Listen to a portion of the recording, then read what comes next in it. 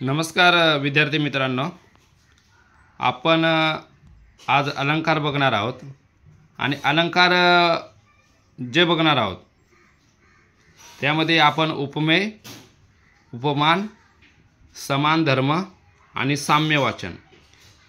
तर विद्यार्थी मित्रांनो, हे ओळखण्यासाठी खूप सोपं आहे।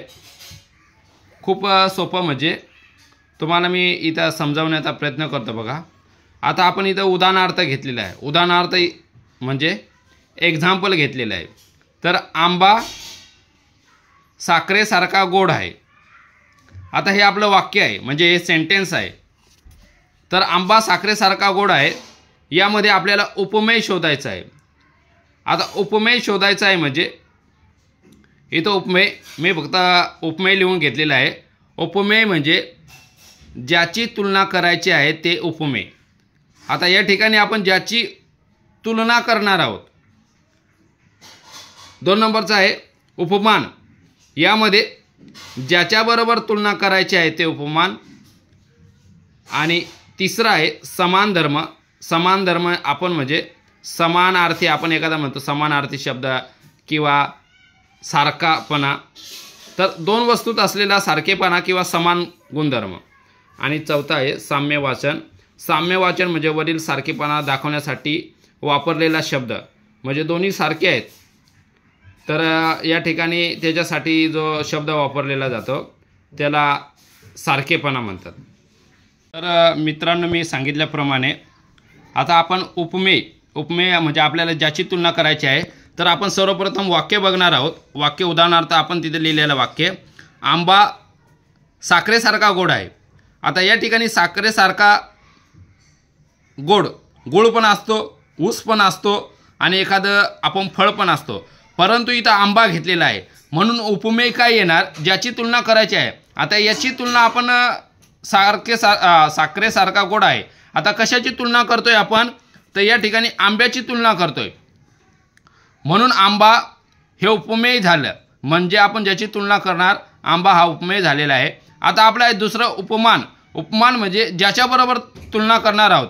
आता आंबा साखरेसारखा गोड आहे। आता इथं आपण तुलना कशाची करणार आहे, आंब्याची साखर, तर साखरेसारखा म्हणजे आपलं उत्तर काय येईल, साखर।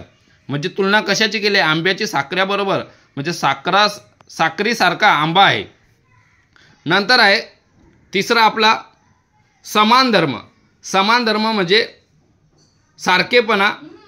सारखेपणा म्हणजे आपण एक प्रकारचं समानार्थी शब्द किंवा सिमिलर आपण बोलतो। यामध्ये याचा सारखेपणा काय आहे, गोड। तर हा गोड काय आहे, सारखेपणा। आंबा पण गोड आहे, साखर पण गोड आहे, म्हणून आपलं उत्तर आलेलं आहे गोडपणा। काय आहे, गोडपणा। चौथा आहे आपलं साम्य वाचन। साम्य वाचन म्हणजे वरील सारखेपणा दाखवण्यासाठी वापरलेला शब्द।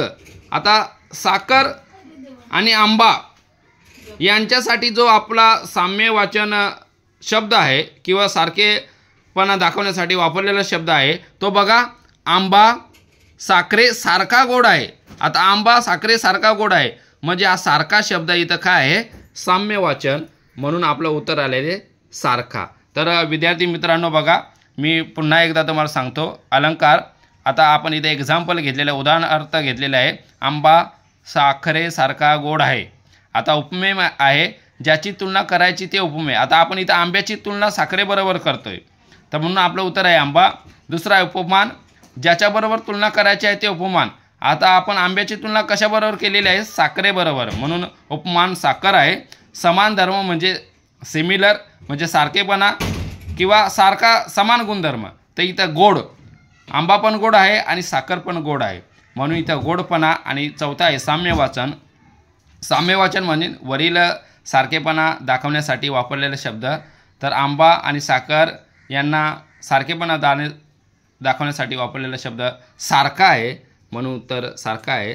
तर या ठिकाणी अलंकाराचे हे 4 प्रकार आहेत। तर तुम्ही विद्यार्थी मित्रांनो, मी समजावण्याचा प्रयत्न केलेला आहे, तुम्हाला समजलंच असेल। तर तुम्हाला आवडलं तर लाईक करा, सबस्क्राईब करा आणि शेअर करा। धन्यवाद।